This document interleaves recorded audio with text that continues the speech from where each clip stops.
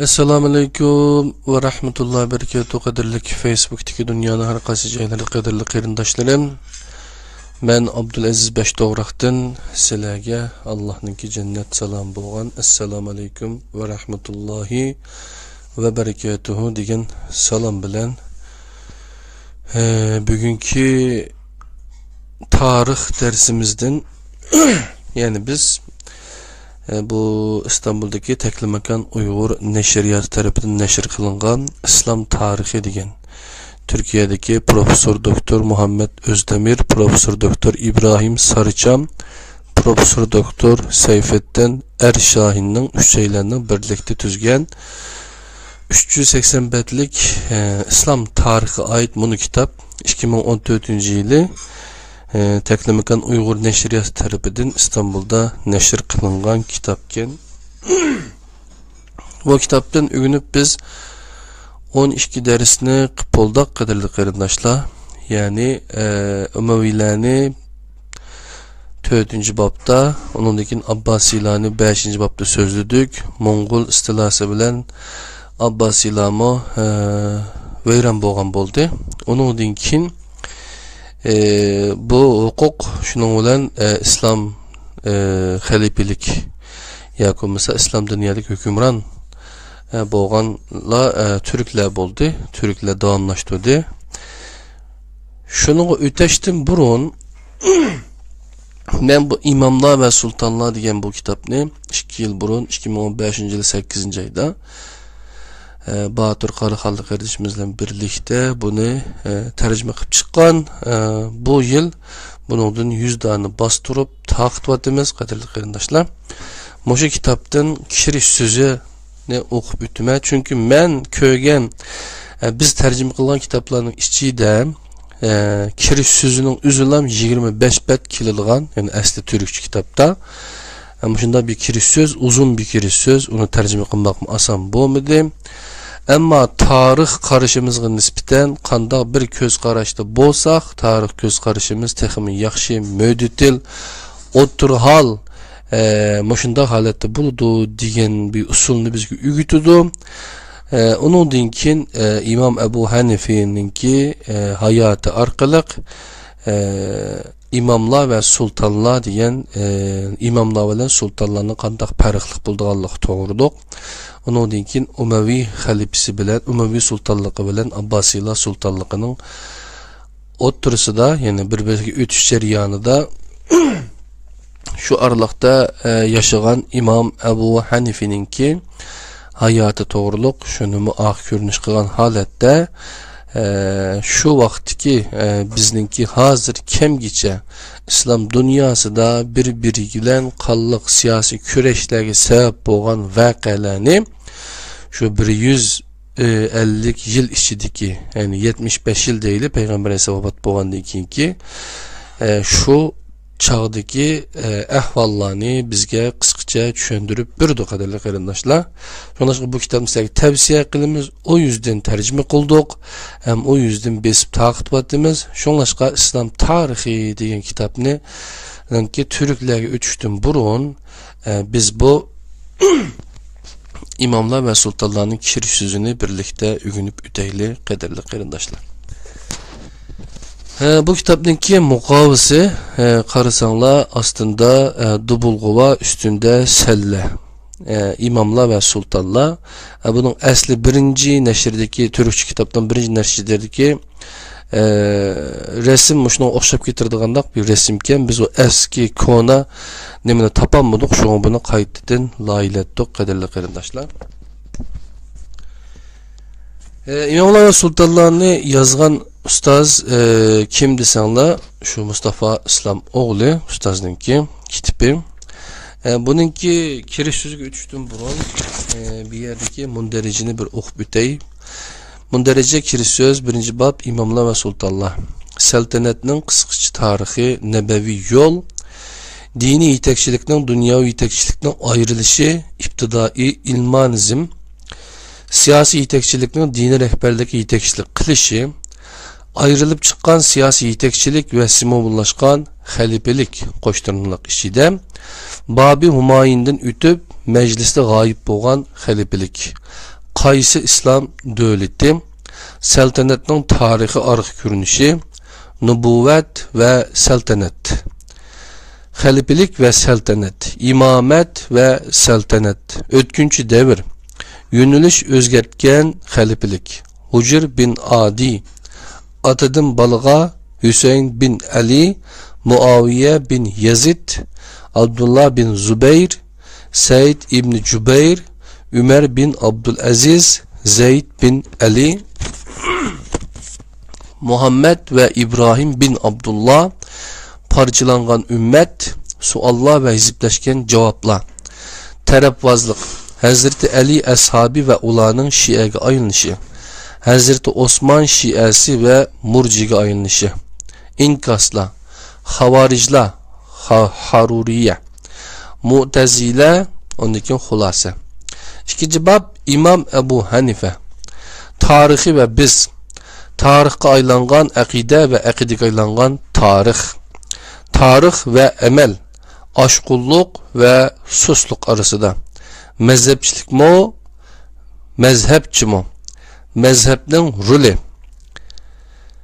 İmam Ebu Hanife'nin hayatı, Kufa, Bovud'un nevriye, Emeviler devri, Abbasiler devri, İmam Ebu Hanife'nin şehadeti, müstakil şeriyet kenişi, siyaset ve İmam-ı Azam.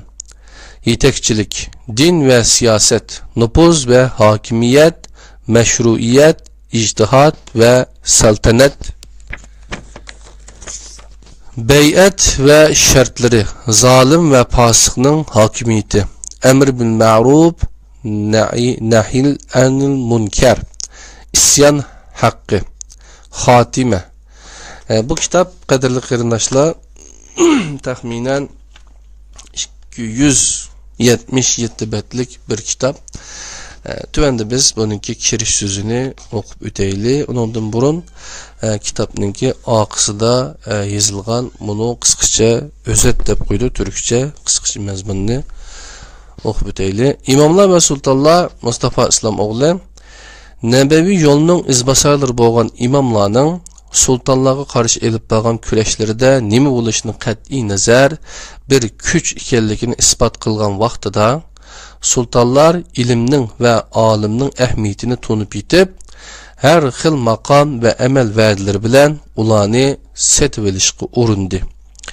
Buningga unmaganlarni parakanda qilishga va yoki tahdid solib qo'rqitishga urindi. Ularning bu tahdidlardan qo'rqib qolmagan mujohid va muttaqi ulamolarni birer fursat tepib ujuqtirishdi. Ulardan bo'shigan, ularga o'zlari beqib samratgan ulamolarini qo'yishdi. Xalq Hijri 300-yilning o'tirlari qadar saray ulamolari qaratgan hushyorlikni davom qildirdi va ularga iltifot qilmadi.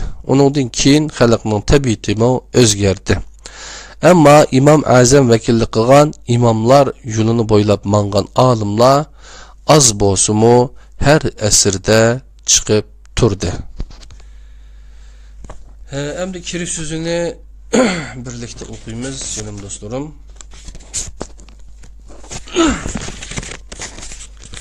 Kirish so'zi imomlar va sultonlarningki.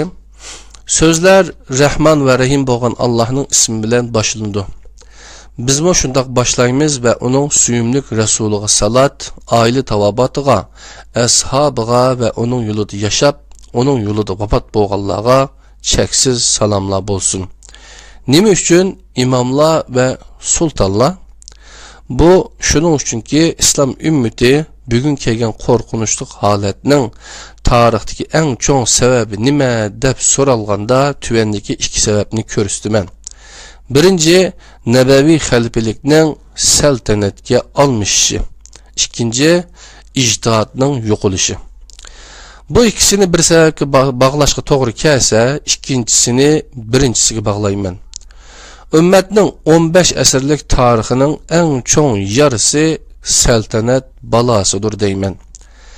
Chunki saltanat ijtihadning dushmani bo'lib, xuddi kechi bilan kunduzga o'xshash bir bar yerda yana biri mavjud bo'lib turolmaydi.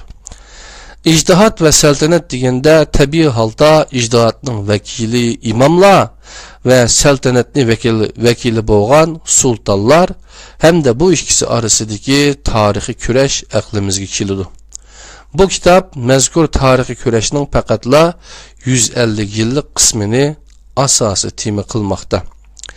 İmamlar ve sultanlar arasındaki bu en kadimi tarihi kurashni tushuntirishdan burun ijtimoiy ve siyasi o'smi bo'lgan saltanat haqida to'xtalib o'tishimga to'g'ri keladi. Fitrat ve yaratilish jihatdan bir tag'oqning tishlariga o'xshash tang qilib yaratilgan insonlarning bir-biridan farqlanib turadigan layoqat ve qobiliyatlarini öz türüdün bo'lgan boshqa insonlarga qarshi hukmronlik vositasiga aylantirmasligi uchun Alloh taolo kitobida adolat tarbiyasi bergan edi. Islom bu tarbiyaning eng ommabop ismi. Elchilar uni yetkizgan eng munavvar kishilar edi. Geometrning tili bilan aytganda islom tilga olgan adolat tarbiyasi yaratgan egimizning oldida insonlar fitritiy jihatdan hammasi bir tuz siziq ustida bo'ladi, ya'ni barobar bo'ladi. Qur'onda inson va farishtalar uchun hamisha ijobiy ma'noda qo'llanilgan sab hukmi mana bu tuz siziqdan nimani nazarda tutganligimizni aniq ifodalab berdi. Adalet tuyg'usi hakim bo'lgan bir toplumning a'zolari zulm tuzumlari dikiga o'xshash bir-birining muyurisiga yoki boshlariga dasab yuqori o'rlashning o'rniga o'z oldiga mazmut turish orqali yaxshilikda oldiga o'tib ketish uchun tirishadi. Bir jamiyatda adolat o'rnini zulmga bo'shitib berganda bu tuz siziq dumchishga boshlaydi. Sab holatdagi jamiyat o'ziga hukmron bo'lgan besim sababidan bir yerlardan egilib asta piramid shakli hosil bo'lishga boshlaydi.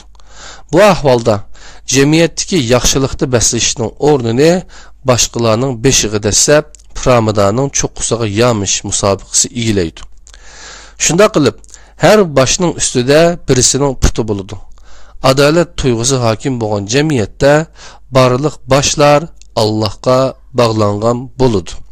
Saltanat cemiyetide başqa başlar padişahqa bağlıq halı kelidi. Padişah buluş putu arqılıq başlarının üstüde buluş degan ma'nini bildirdi. Saltanat sab holatdagi jamiyatning piramida shaklini elishi bo'lib, adolatning o'rnini zulm olgan bundaq bir jamiyatda piramidaning cho'qqisida turganlarning o'rnini saqlab qolishi pastkilarning beshini ko'tarmasligi bilan zich munosabatlik. Bu holatni saqlab turish uchun eng ustida turganlarning pastkilarni maqsadlik holda padaga aylantirishi zarur.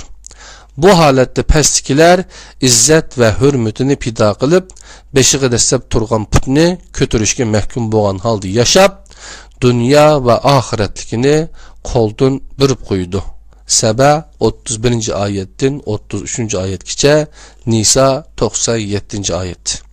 Tim misollarga o'xshaydi.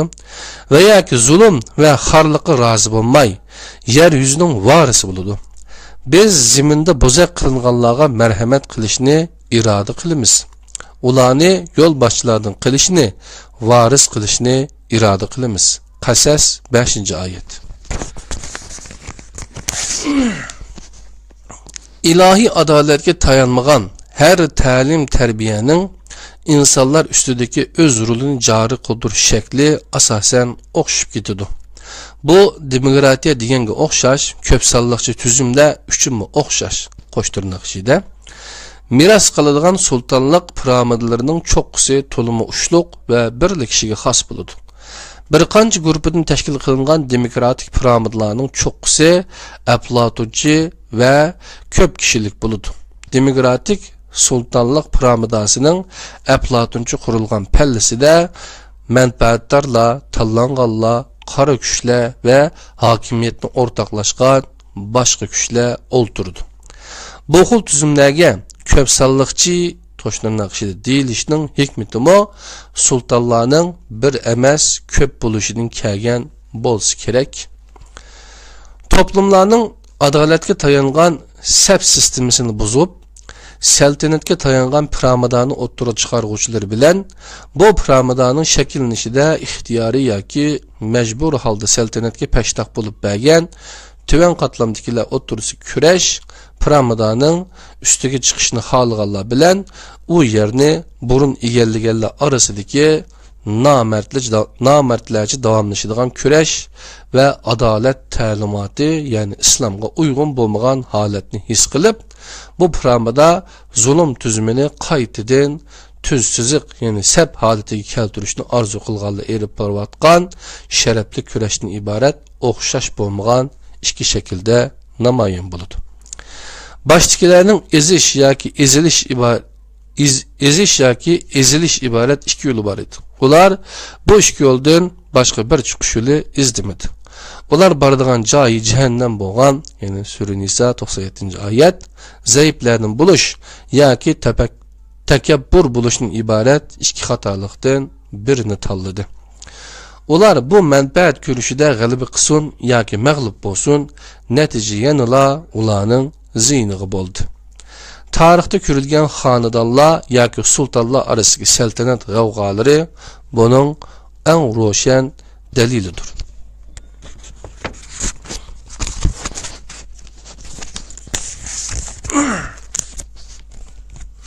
Keyingilar bo'lsa, iymonlari ezilishni rad qilganlik uchun Nisa 97'de 5'inin üstüge deseydiğen putlarını körüşünü ve imanlarının takazzası qarıta ez güçlerinin buluşunu mu halmıgan. Cemiyette adalet berpa qilishni boynudaki bir perz deb bilgen. İmanlarının Seb 14, Nehil 90, Nisa 58. ayetler takazzası nimini talep qilgan bolsa şunu qilib saltanatning her türüge qarşı çıqqan idi. Bu qarşılıqni şaraitga qarab amaliy harakati, fikir, tushunchisi va qalbi bilan elib borgan edi. Undaqda zulmga uchraganda sukutda turishni tilsiz shaytonlik deb qaraydigan, zolim hukmronga qarshi haqiqatni jakarlashni so'zlarning eng yaxshisi deb bayon qilgan. Bu muomalasi tufayli o'lganlarni shahid e'lon qiladigan bir ta'lim, ya'ni islomning fidoilarning bugungi holi qandaq ahvolda? Shoir iqbal etgandek, bugungi din tushunchasi bilan Alloh Jibril alayhissalom orqali Muhammad alayhissalomga nozil qilgan, Rasululloh bizga yetkazgan ad-din bir-biriga o qadar o'xshamaydi-ki, bu farqning cho'nligi Allohni, Jibrilni, elchinimi hayron qoldiradi. İnsanlar qurutilgan go'sht yegan bir ayolning o'g'li bo'lgan bir Rasulullohning o'rniga almas toj taqıgan, altın taxtda o'tirgan, zar yaktak kiygan bir rasulni tasavvur qilishatdi. Faqat tasavvur qilib qolmay, umr bo'yi bulardan uzoq turgan nabiydan keyingilarga miros qolgan xotirini bu tasavvurlarga uyg'un keladigan bizaklar bilan bezishatdi. İnsanlar bir bandiga o'xshab yep içidigan, o'xshash yep içidigan, bir bendiga o'xshash yaşagan bir rasulga ishonishning o'rniga tasavvurlaridagi Qaysar va Kisraga o'xshaydigan bir rasulga moyil bo'lishga boshlagan edi. Uzun gapning qisqasi, insonlar bir bendiga o'xshash yashashdan bakrak Qaysar va Kisraga o'xshash yashashni orzu qiladi. Öz hayatını Hazreti Nebi'nin hayatına maslashtirishni xohlamaganlar Nebi ve o yetkizgan dinni tasavvuridagi hayotga maslashtirishga uringan edi. Bu xil maslashtirish xalifilik, islom davlatiga o'xshash hukmlarni o'z ichiga olgan edi. Bu sebepten siyaset sahnesiga chiqqan musulmonlar o'zlariga Rasulullohning banda siyosatining o'rniga insonlarga qullarim deb kunib qolgan saltanat sohiblarining piramida siyosatini o'rnak qilgan kallasidagi davlat tushunchisini uningga qarata shakllantirgan edi. Ko'ngilni g'ash qiladigan bu ahvol meni mazkur sohada pishiq bo'lgan o'qimishliklardan o'qimishliklar bo'shliqi mavjud ekan degan qanoatga elib keldi. Bu bo'shliq islom siyosat nazariyalari sohasida emas, aksicha butkul nazariyalarga o'l solgan dastlabki tarixiy o'rnaklar sohasida mavjud edi. Bu asar mazkur bo'shliqni o'z oldiga to'ldirish muddaosining emas, balki hijratning dastlabki 150 yillik o'rnaklarini asos qilgan holda nabaviy va sultoniy siyosat o'ttirisidagi asosiy farqlarni ko'rsatib berish tirishchanligining bir mahsuli. Bugun saltanat siyosiy hayotimizdan bakrak tushuncha va tuyg'ularimizga hokim.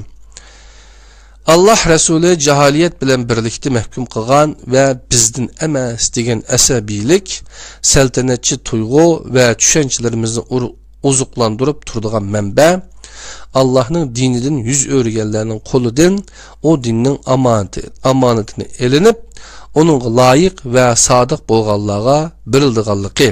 Maide 54, Hadid 38, Raid 11 Sab 5. ayet.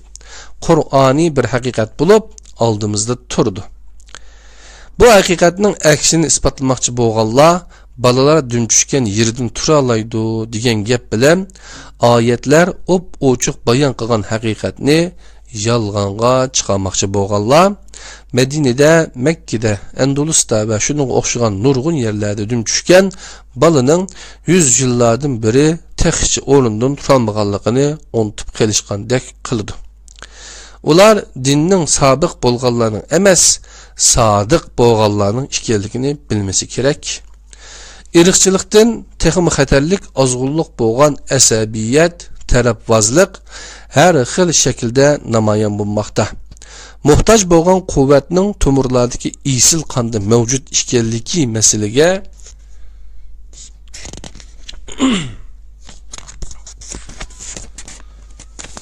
to'ydirilmasdan ishondirilgan har cho'ng kishilar asabiyat formini asabiyat morfini bilan uxiltilib, qo'llaridan islomlari tartib etilgandan keyin hozirgacha resipmanda paskashlik ishida lider bo'lishdan, yetakchi bo'lishdan, islomning bayroqdarlaridan va 3 qit'ada ot choptirishdan so'z qildigan bo'lsa, ularni hoşuğa keltirdigan puroq ya bir kun harimiy ismat kishi suzilib bo'g'ziga o'tkazilgan va o'ziga hidliding bo'yninga astim deyildigan kupurning sesiq tag'ri yoki bovoqlarning chechini aqartadigan o kunning qaytirg'uli bo'lmaydigan dahshati bo'ladi. Kuchlik bilan haqliqning kurishida bizdan deyish bilan kuch qudrat tarafda bo'lgan saltanatchi mantiq shakli jihatdan bo'lmasimi qalb va nafs tarafdan takabbürlikqa moyil bo'ladi. Bu mantiq tarixga va hodisalarga egizdan qaraydi. Piramidaning tepasidan qaraganlarga tuvan taraf chiroyli ko'rinadi.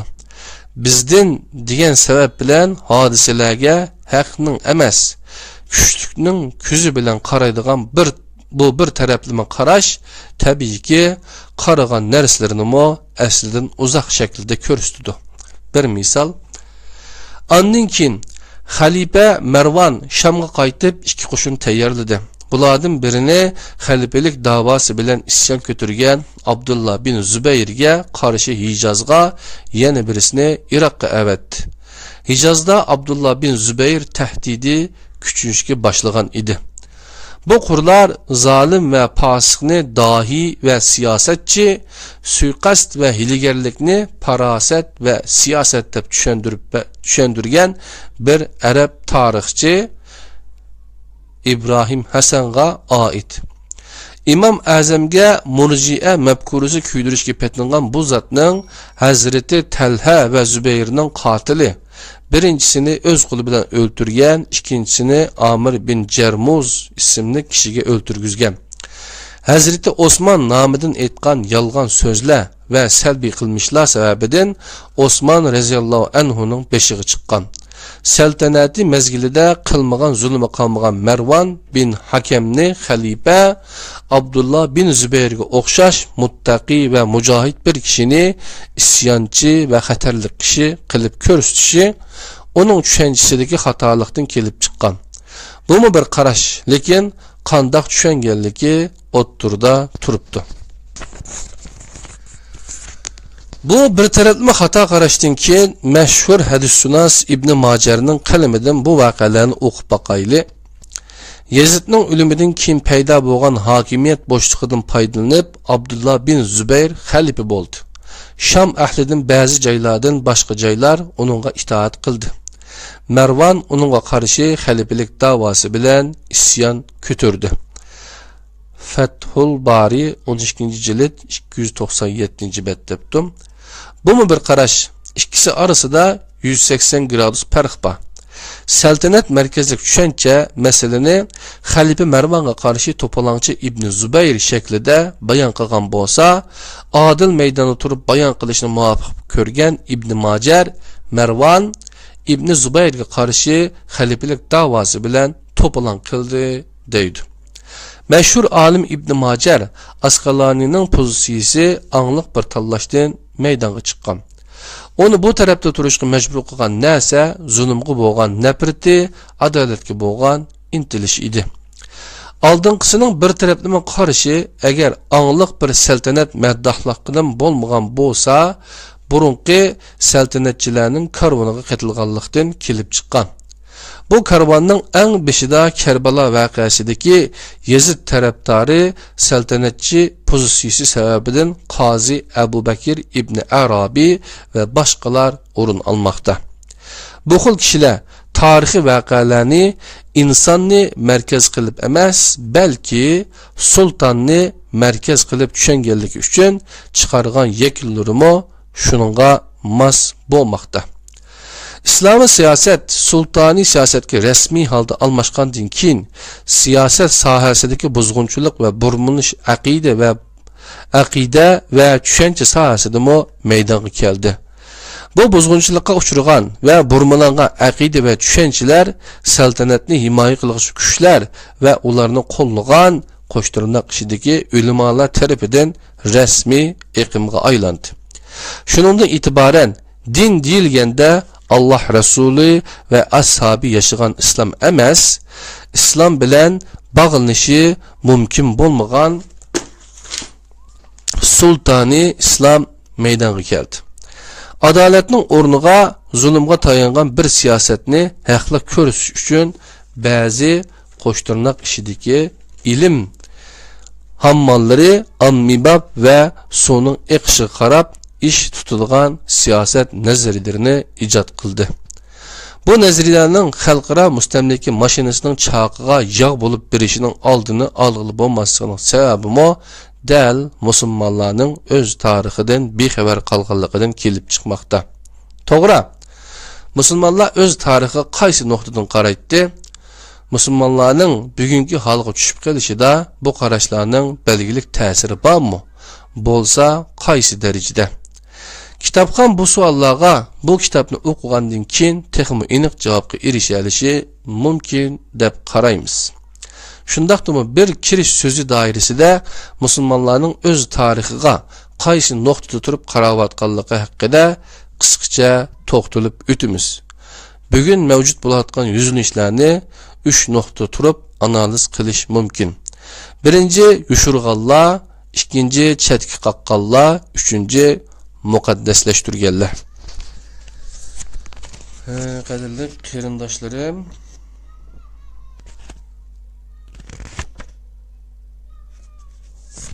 yani biraz ağzımızı nemli edip davamlaştırırız.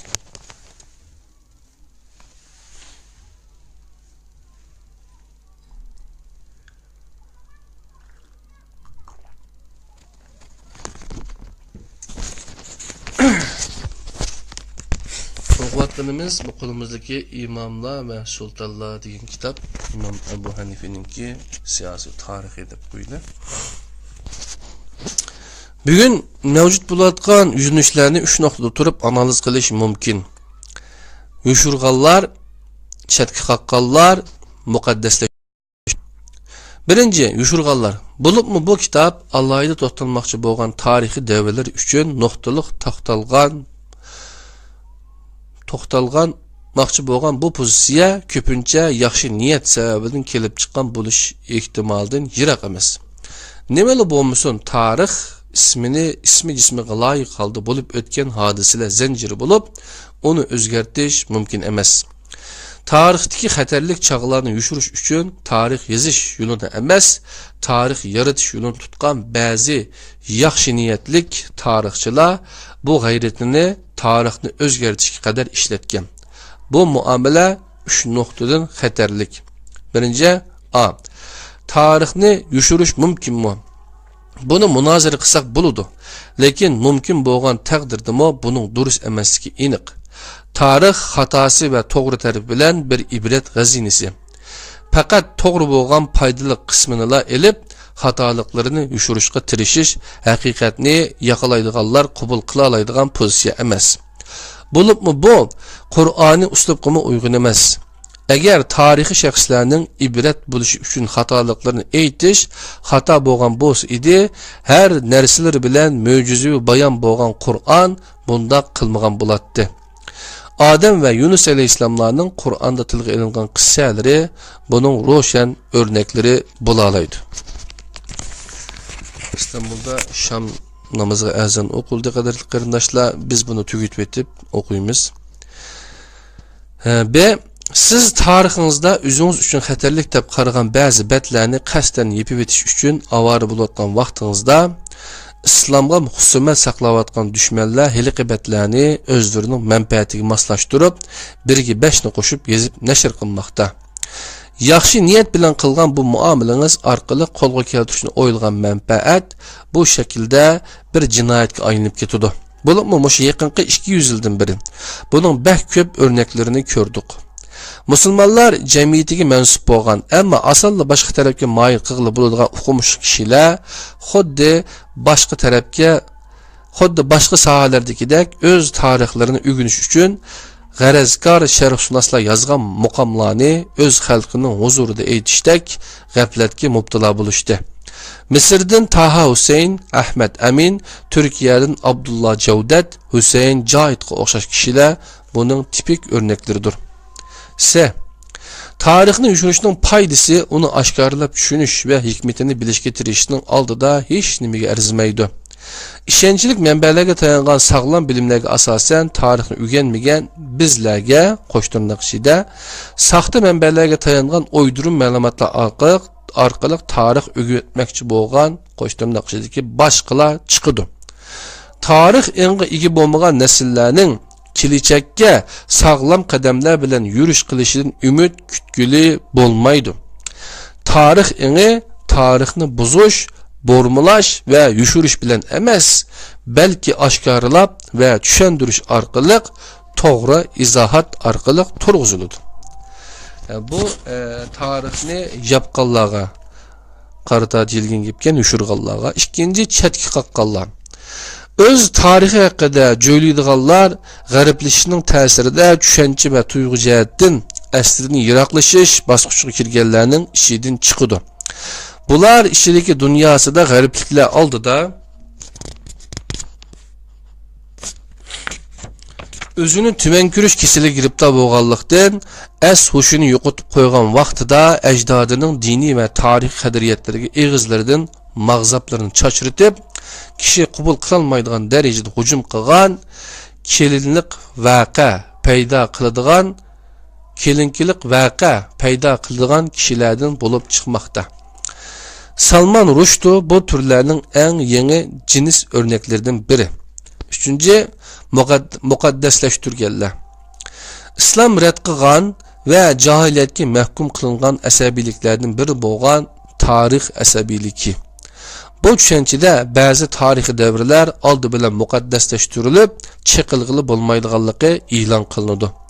Tabiiyki, buning uchun ba'zi dalillar ta'minlanadi. Oyat karimlarning eng bo'lmag'ur shaklda bo'lmulanish va zo'rlab tushuntirish usullari bilan mazkur hadislardan to'plangan bu dalillar ba'zi tarixiy bosqichlarning ibrat sifatida foydalanishni xohlagan kishilarning oldiga qimirlamas qo'ziq qilib qaqiladi.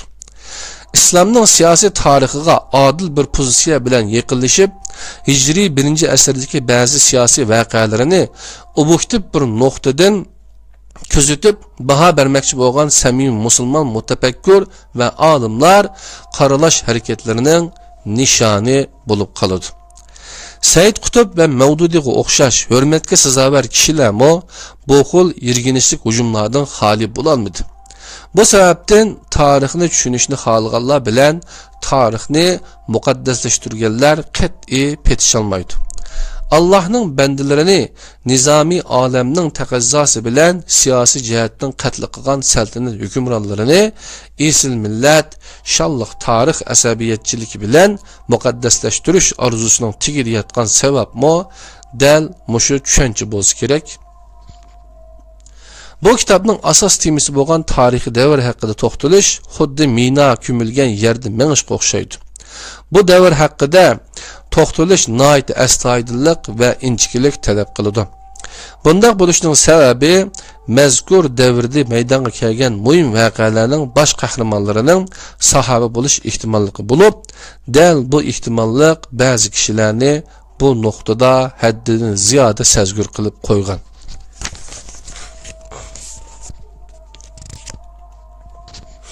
Allah Resulü'nün keremlik sahabelerine til uzatuş, ularning hürmetli sazavər ismini xunuklaştırış ve töhmetli qo'yish elbette haddidan aşqanlıqdır. Qadirdan sahabeler emas, odatdagi insonlarga tegishli bo'lmagan bir uslubni qo'llanish müminlik axloqiga yarashmaydi. Kimga qilingan bo'lishini qat'iy nazar nohaqchilikning hammasi rad qilinadi. Bu prinsip hayotdagilar va marhumlar uchunmi o'xshash kuchga ega. Bu nuqtada imoni var bir insonga yarashadigan muomala Qur'on qo'ygan shu o'lchamga bo'ysunishdir. Ulardan keyin kelganlar shundoq deydiki, Rabbimiz bizga va bizning ilgari iymon etgan qarindoshlarimizga mag'firat qilgin. Dillarimizda o qarindoshlarimizga mu'minlarga qarshi dushmanlik, nafrat paydo qilmag'in. Rabbimiz sen nihoyat mag'firat qilg'uvchisan, mehribonsan deydi. 59. ayet, 59. sure 10. ayet. Bu yol yürük bütün müminlerge, özlerinden burunqi müminlerge hem de kusurluk müminlerge kıldıgan muamelesini belgilep berdi. Ganimet hakkında nazil bolgan ayet-i kerimning veznidin ma'lum bolgunidek burunqilardan qasd alaydan muhacir ve ensarlar bulup ularga ganimet hakkında pidakar bulup keyingilarni o'ylash kerakligi tavsiya qilingan bo'lsa, keyingi nasllarga ular to'g'riliq Allohdan kechirim tilishi, pidokorlik qilmagan bo'lsa, ularga qalbida o'shmanlik saqlamasligi alohida tavsiya qilingan. Oyatda ma'lum bo'lgandek, xatolarga to'g'ri deyish emas, mu'minlarga qarata o'shmanlik saqlamaslik haqiqatni yushirish yoki haqiqatga parvo qilmaslik ma'nosini bildirmaydi. Elbette. Adalet ve hakikatni aşkı imanның taqazzası. Adalet ve hakikat aşkı imanның taqazzası. Ötküzgen hatalıqqa kimden sadır buluşunun qat'i nazar hata deyish ayıplanadigan pozitsiya emas. Aksicha xatoni to'g'ri, to'g'rini xato deyish ayıplanishga ve rad qilinishga tegishli bir ish. Xatoning xato ekanligini ishonchlik dalillar bilan isbotlash ve isbotlangan bu xatoliklar adabdan chetmagan holda saboq xatoliklardan adabdan chetmagan holda saboq olish uchun sharhlab berilish kerak. Xato ekanligi aniq dalillar bilan ma'lum bo'lgan bir muomalani to'g'ri deyish va uni isbotlash uchun haqiqatni o'ngtay qilish, oldi bilan haqiqatning manbasi bo'lgan dalillarga ondan qolsa haqiqatning o'ziga haqorat va zulm qilganlik bo'ladi. Bulunma xatolikning ismini ijtihod deb atab, ijtihoddan iborat bakmi muhim bo'lgan hukmlarni gumonli qilib qo'yishning hech qanday haqliq bahonasi bo'lmaydi. Aqidada Resulullah'tan başka her qanday kishini gunohdan xoli deb qaramaslik doimo qo'llanilgan prinsiplardan biri bo'lsa-mu, amaliyotda 10 minglagan gunohsiz xatodan xolilarni maydonga keltiradigan bir tushuncha bilan asri saodatni baholash, izohlash mumkin bo'lmaydigan zidlik bo'lishi kerak. Resulullah'ın bazı hadislerine asasen roşen tariflengen sahabe düşüncesi bilen mutaahhirun yani mutaahhirun paklanganlarning sahabe düşüncesi arasındaki fark ochiq o'tirib qo'yilishi kerak. Ananiy sahabe şerisi bilen Resulullah'ның Hazreti Ömer ve Hazreti Ali'nin tabiinlardan Said bilen Musayyib'e o'xshash bazı fiqhshunoslarning sahabe şerisi arasında çoğ derecede fark bo'lishinin aqidaviy siyosiy sabab natijalari inchiklik bilen ayrım tadqiq qilish kerak bo'lgan tadqiqot temasidir. Buxoriy ve Müslim'de rivayet kılgan siladin biringlar Uhud teg'ichilik oltin infoq qismi ashabının birisinin bir mud bir xil açlık ölçem miqdori hatta yarım mud sadiqisiga teng bo'lolmaydi.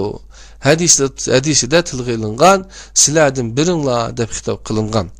Bu xitob qaritilgan jamoat kim edi? Sahabem digini kimlar edi? Klassik sahabe zati asosan siladin biri deb xitob qilinganlarmi yoki ashabim deyish kerak emasmidi?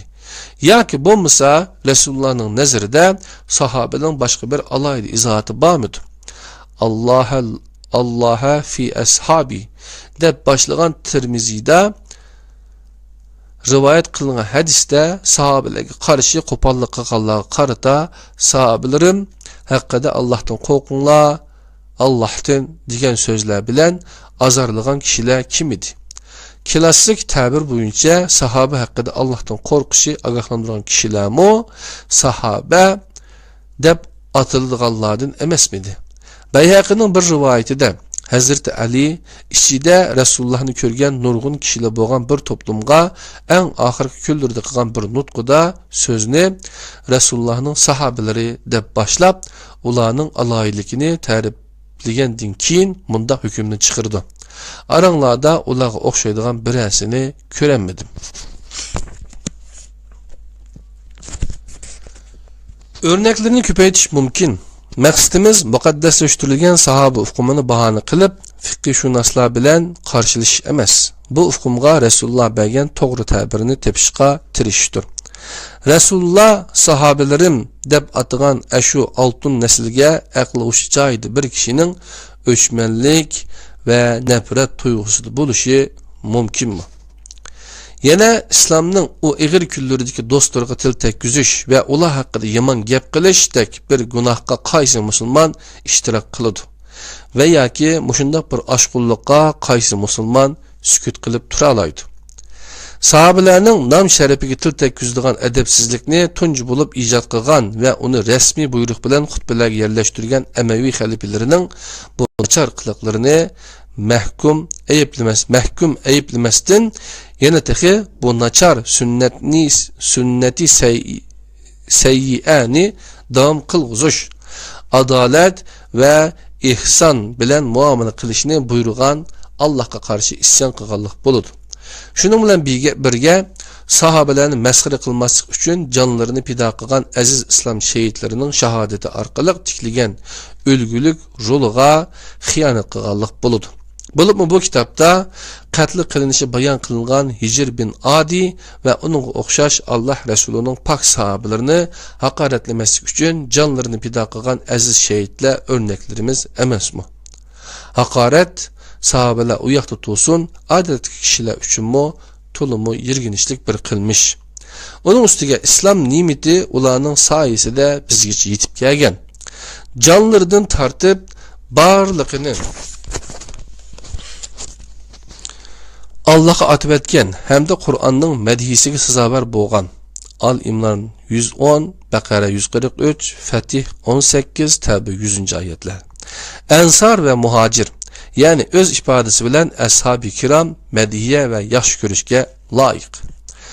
Bu mediye ve muhabbet sahabelerini muqaddaslaştırıp ularga çekilgili bulmaydiganligini ilan qilishni emas, balki ularni tushunishga tirishish, bizga o'tkazib bergan bayroqni yerga tushirmaslikni taqozo qiladi.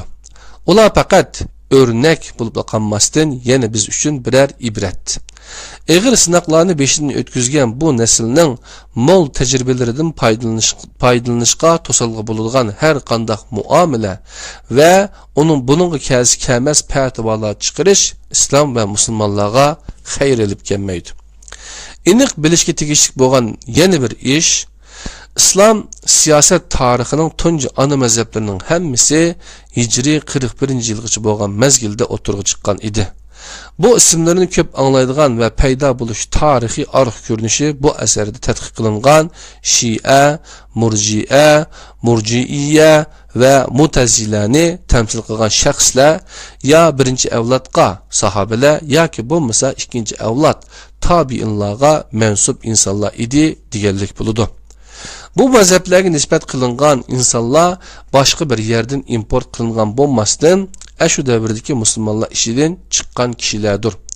Bu hakikat nazarda tutulganda tarihteki bazı devirler muhafaza karlıqları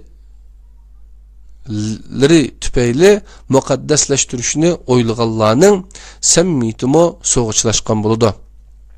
Hatalıklarının ismini ictihat koyganlarının bu kitapta acayip sergüsü bayan kılıngan Resulullah'ın arkasında durup cihatqa ketilgan Abdullah bin Zil-Huveysira Et-Tamimi ve şunun okşaş misallarının ular bekitivagan ölçemlerge bek düşmegenlikini közgü çılıkmakta.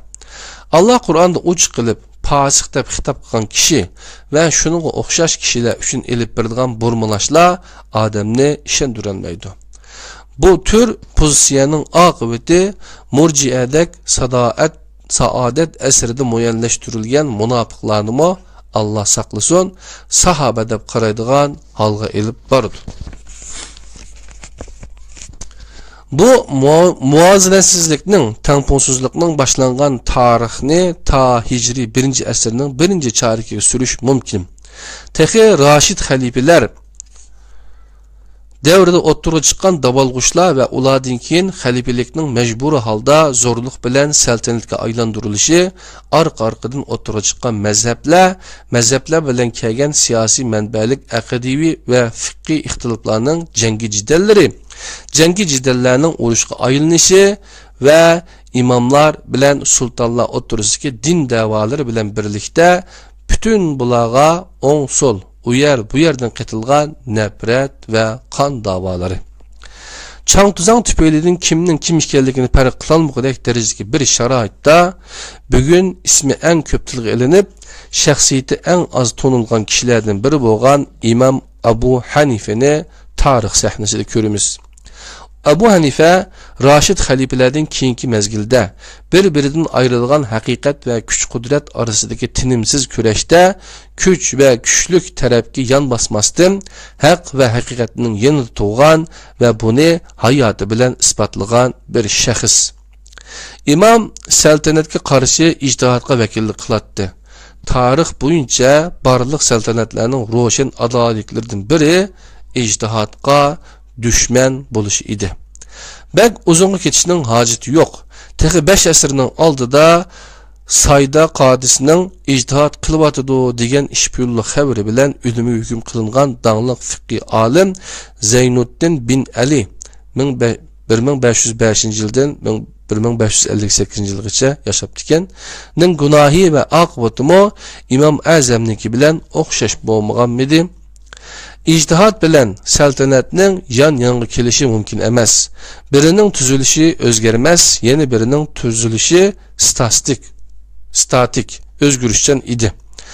Barliq qadimki ve hozirgi saltanatlar fikir, tushunchalarga ve tefekkür qiladigan kishilarga dushman idi. İctihat tushunchaning imonning turtkisida ulaşgan en yuqori palla, yani aqlning en ulug' mevasi idi. Elbette ictihatning yanında bo'lgan olimlar bo'lganga o'xshash saltanat tarafdarida tug'an saray ulamoları, mollalarimi bo'lgan. Hicri 40 yılda bir-biridan ayrılgan hakikat ve kuchni birlashtirishga tirishgan mujtahidlar bir-biridan yo'qtilib, meydan saray ulamoları qolganda qilgan tunji ishlari haqsiz bo'lgan zolim kuchni haqli qilish bo'ldi. sultanlarga kishilarni bostirib, ular ustida qurib saltanatlarini himoya qilish va qandoq qilsa texmi uzun saltanat suradiganligini o'rgatadigan siyosat nazariyalarni paydo qilishga, bu haqda kitob yozishga boshladi. O'zlarini imomning varisi deb da'vo qilganlar ichidan hukmdorlarining hech qanday bir axloqiy qimmatga bog'lanmaydiganligini aytgan danglik saroy ulamosi ne Machiavellidan qilishmoqdak shaxslar chiqdi. Ahli sunnat ismi ostida murjiyaning e'tiqod va ko'z qarashlarini tarqatgan bu kishilarningchi bo'lganda hukmdorlar nima ish qilsa qilsin hikmati hukumat sababidan edi va unga aralashmaslik hatto bo'yin egish kerak edi. Nabaviy yo'lning izbosarlari bo'lgan imomlarning sultonlarga qarshi elib borgan kurashlarida nima bo'lishidan qat'iy nazar bir kuch ekanligi isbot qilgan vaqtida sultonlar ilmining va olimning ahamiyatini to'nib yetib, ilmning va olimning ahamiyatini to'nib yetib, har xil maqom va amal va'dalari bilan ularni setib olishga urindi. Buningga unmaganlarni parakanda qilishga va yoki tahdid silib qo'rqitishga urindi. Ularning bu tahdidlardan qo'rqib qolmagan mujohid va muttaqi olimlarni birer fursat tepib ujuqtirishdi. Ulardan bo'shagan o'rinlarga o'zlari beqib samratgan ulamolarni qo'yishdi. Xalq Hijri 300-yilning o'ttirliga qadar saroy ulamolariga qaratgan hushyorliklarini davom qildirdi va ularga iltifot qilmadi. Uningdan keyin xalqning tabiati o'zgardi. Ammo imom azam vakillik qilgan imomlar yo'lini bo'ylab mangan olimlar az bo'lsa-mu har asrda chiqib turdi. Albatta bu yo'l tarafda turmagan, büyük imomning ma'naviy meroslariga varis qilmagan, uning sultonlar quli bilan to'kilgan qinini yoymichilik qilib setib xajlab turibmi, o'zini uning mazhabidan deb da'vo qilganlarmi oz emas edi. Bular yer yüzü adalet nizamının kapaletçisi bo'lgan Mubin kitap Qur'onni Qaysar va Kisraning ishiga keladigan shaklida izohladi. Bugun mu o'qitish yo'lining mensuplari hukmdorlardan shikoyatchi bo'lish Allohning taqdiriga qarshi kelganlik bo'ludi degandek hikmatli so'zlarni tanlab turgan bo'lsa, bu murji'i demokratik saltanatlarning ko'langisi ostida hayotini parazit qurutdek davom qilyotdi deganlik bo'ladi. Büyük imom Abu Hanifa'ning onun yo'lini bo'ylab mengayotganlar tarafidan yetarli darajada to'nib yetilmasligi, yuqorida ta'kidlangan muqaddas qilib etishga uning qurbon qilib etilganligi sababidan bo'lmoqda. İmamның qancha qatim hajga borganligini, qancha qatim xatma qilganligini so'zlab, madihlab tugatilmaganlar uning saltanatga tutgan o'rnak pozitsiyasi va shahodat bilan yuqori pallaga chiqqan umrlik kurishini ko'rmasga salmoqda. Qo'lingizga bu kitobning 2-bölümü büyük imomning dal mushu untulishga yuzlangan mujtahidlarga xos kishiligini qalamga oladi. Uning faqat fiqhda emas, siyosatdami imom ekanligini ko'rsatib berishga tirishdi. Bu haqda so'zlashga tegishli hamma narsani bayon qildik deyolmaymiz. Kuchimizning yetishicha ko'pchilik mo'tabar, ishonchlik deb qabul qilgan tunji manbalardan foydalanib yozilgan bu asar nubuvat va saltanat orasidagi farqni tushunishda foydasi bo'lgan bo'lsa, haqiqiy maqsadiga yetgan bo'ladi. Asosli qismini Qohirada qalamga olgan vaqtimda bu asarning daktiloda yozib chiqarilishiga ajri singan qarinishim Fatihga bu yerda rahmat aytaman. Tirishchilik bizdan, muvaffaqiyat Allohdandir. Qadrli qarindoshlar, shunda qilib Shamning ezanimi chiqqili kela bo'ldi. Biz endi yani 23 minut o'tdi. Biz endi namozimizni o'qib, inshaalloh bu islom tarixi degan bunu kitobning 6-bob, ya'ni turklarga oid qismini boshlaymiz. İmamlar ve sultanlardan kirib so'zni o'qidik, qadrli qarindoshlar. İslam tarihi degan kitobni o'qib tugatgandan keyin o kitobni boshlab olamiz. Allohning o'ziga omonat bo'linglar. Assalomu alaykum ve rahmetullahi ve berekatuhu.